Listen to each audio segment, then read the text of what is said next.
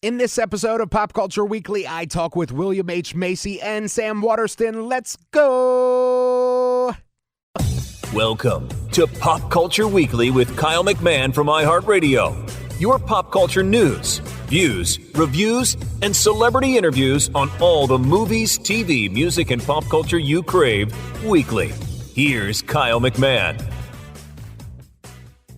Hello, and welcome to episode 96 of Pop Culture Weekly.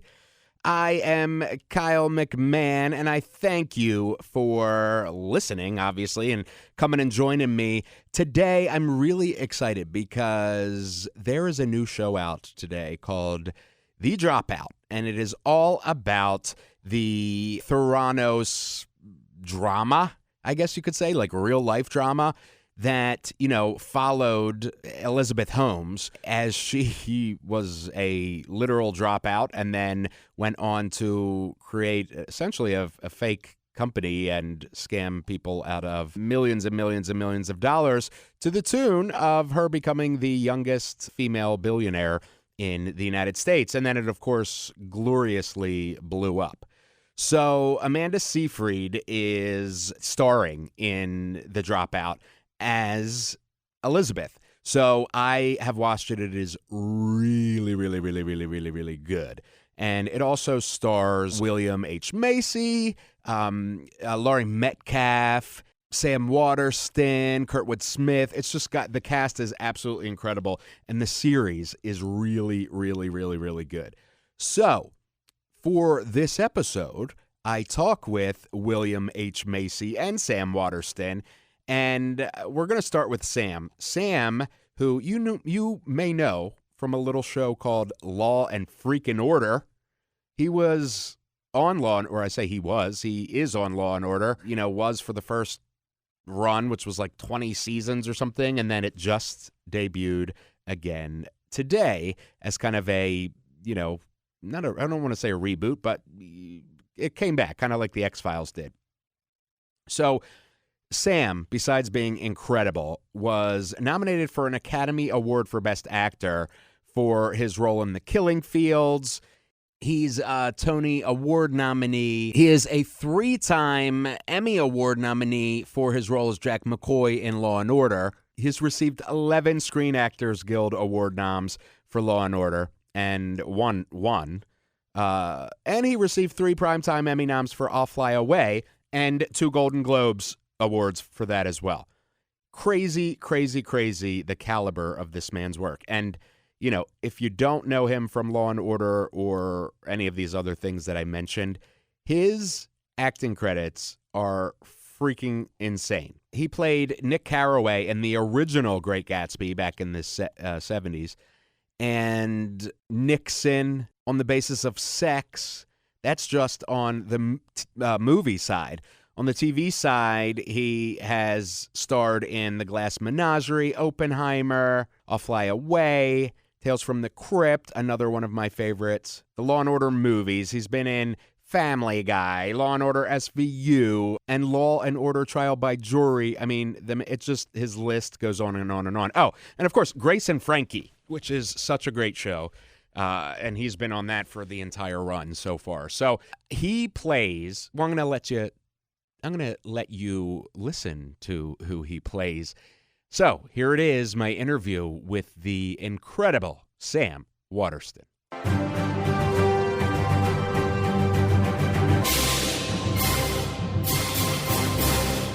Thank you, sir, for speaking with me. I appreciate it.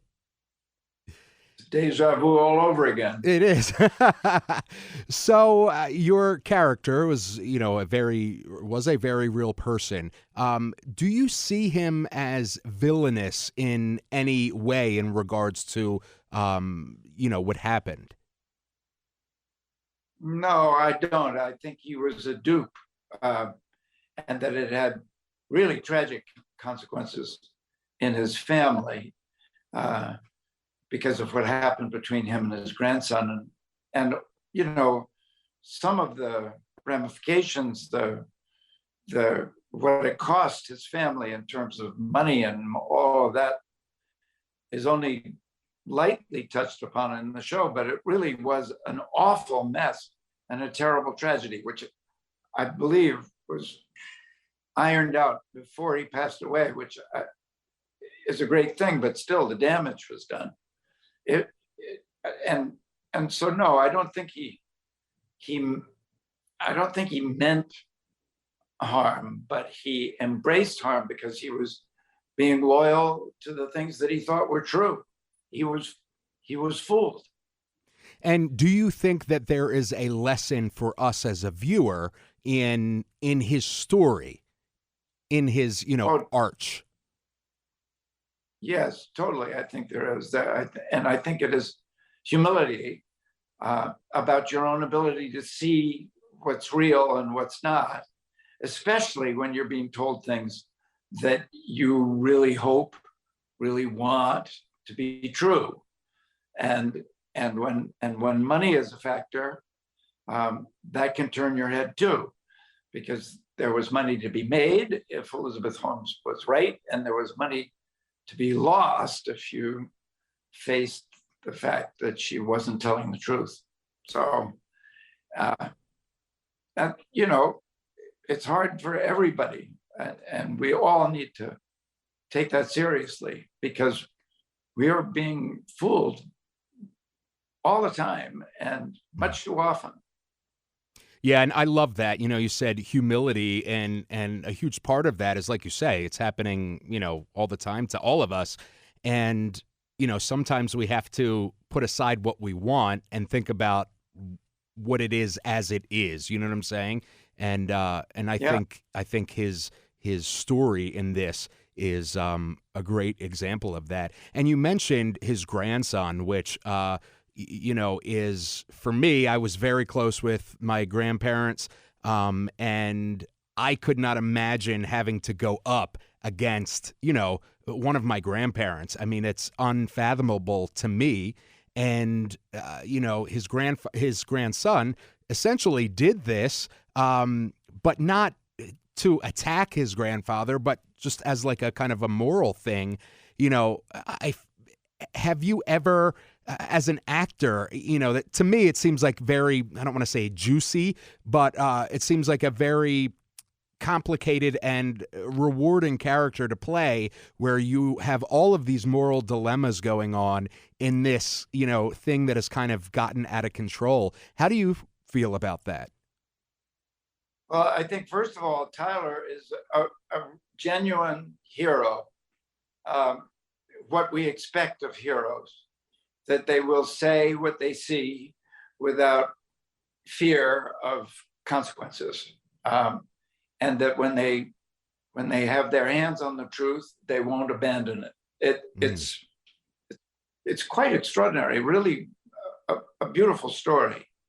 So that in itself is a great thing. And do you feel, you've had a incredibly successful career playing all sorts of roles? Do you prefer projects that are based on true people? Is it different for you as an actor? Well, I think as long as people understand that that this is a fiction based on reality, then I feel okay. If I don't want people to think that when they look at me playing George Schultz, that I am him, or that what I am representing is him. I don't know him. I never met him. So this is a product of what I imagine it would be like to be him. I make no pretense that it's him.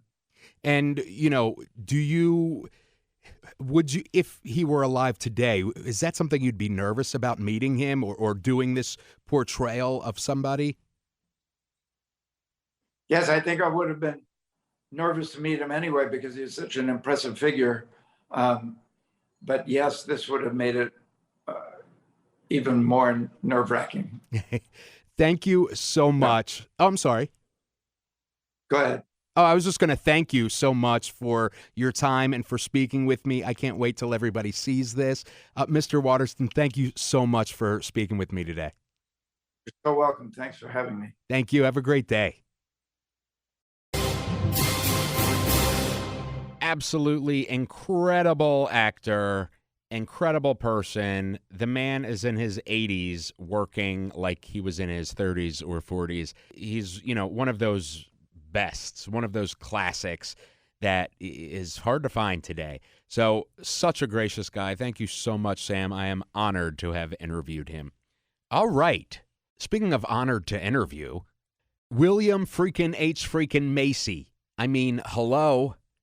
This man really doesn't even need an introduction, but I'm going to do it anyway.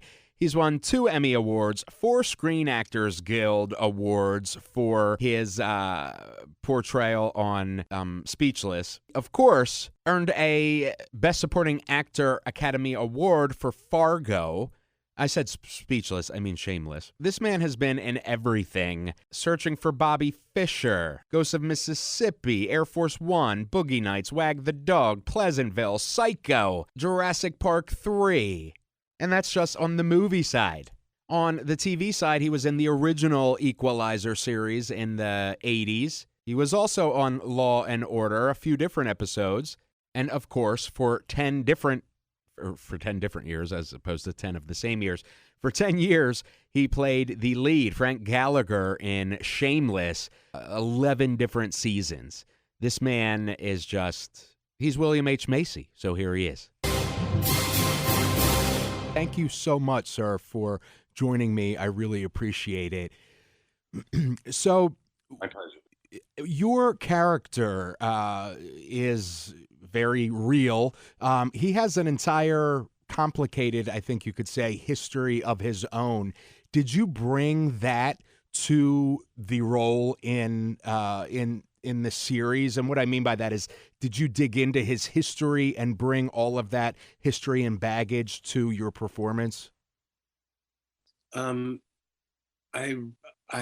Googled him, but the writers are the ones who brought it all in. And you're right, he's a very complicated fellow. And, as they presented it in the script, and I think it's probably exactly what happened. He got his feathers ruffled. She grew up next door to him. He knew her as a gawky 14-year-old. And when she decided she was going to invent a medical device, which is what Richard did for a living and had gotten rich doing it, and didn't come over and ask for his advice, he was pissed off.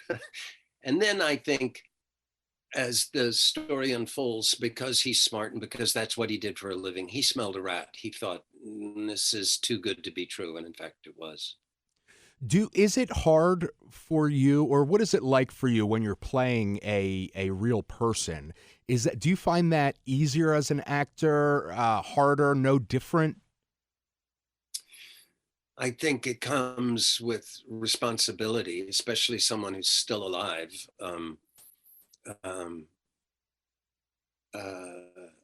But at the same time, this is a fictionalized story. So I'm hoping that everybody the real people who appear as characters in this thing realize that it's Hollywood. So we didn't get it all right. But I think the basic story, I'm hoping Richard will see what I did and concur that that's what went on. But to answer your question, yes, I feel a responsibility when I'm playing with someone. And does that make you nervous at all? Like if you if you met him, for instance, are you like nervous? Are you scared? Are you like? I would be nervous to meet him. But truthfully, I do hope I get to meet him someday. And I hope he's pleased enough with what I did. He's a complicated guy, and I don't know. I've played a couple of. I've done this a couple of times where I played someone that actually existed, and so far it's worked out. So I would be nervous to meet him. And is it hard for you as an actor to kind of put personal feelings aside of whatever it is, particularly in something like this, which is so polarizing, to so many people. Is it hard for you to put your personal feelings about it aside and you just throw yourself into the role, or how do you handle that? Well, it's kind of what I do for a living. My personal feelings don't have anything to do with it. As a matter of fact, that's why so many actors say, I'd like to play the bad guy. The bad guy is more fun, usually more flamboyant. But no, it's my job to figure out what makes the character tick and to be that character's champion, to present him in the best light always, and to figure out good and wholesome reasons for what he does. That's my job. And the better you do that, and I've done very well doing this, you take a really despicable sort of person like Jerry Lundegaard or Frank Gallagher, and you put a human face to him, and then the audience is a little fucked up. They go, I like him, but I have no right to like him. What's wrong with me? I like doing that. It's a good way to make a living. And I think I think there's nobody that would argue that you haven't done amazingly well doing it. So for you, when you do a role like this, do you prefer the kind of based on real events sort of thing, or does it not matter? You just love a juicy role? I think I just love a juicy role. This one I think has more resonance because it played out in front of the entire country, and it's like a Greek tragedy. It's got all of the elements of a big tragedy.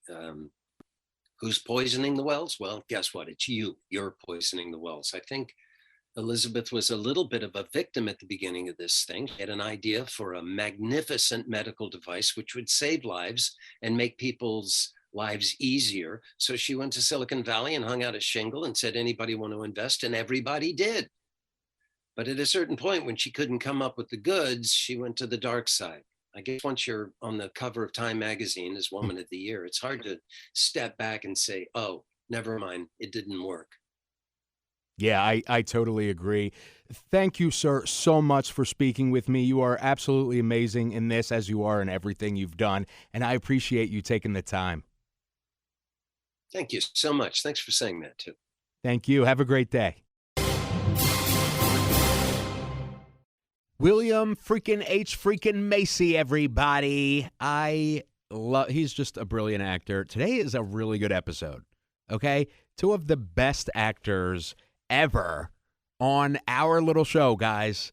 Our little show that you have made big, by the way. You continue to share it and hit me up on social and, just continue to make it grow. You're reviewing it on Apple Podcasts, which, by the way, I'd like to read a new review from Apple Podcasts, and this is by Spooky Lukey. So Spooky Lukey says, I really love this show. I really like the interviews, and it's really funny. Makes me smile every time I see a new episode notification. Kyle is probably the best interviewer in the business. Love this guy and this show. You, Spooky Lukey, first of all, I am always willing to be bribed for flattery.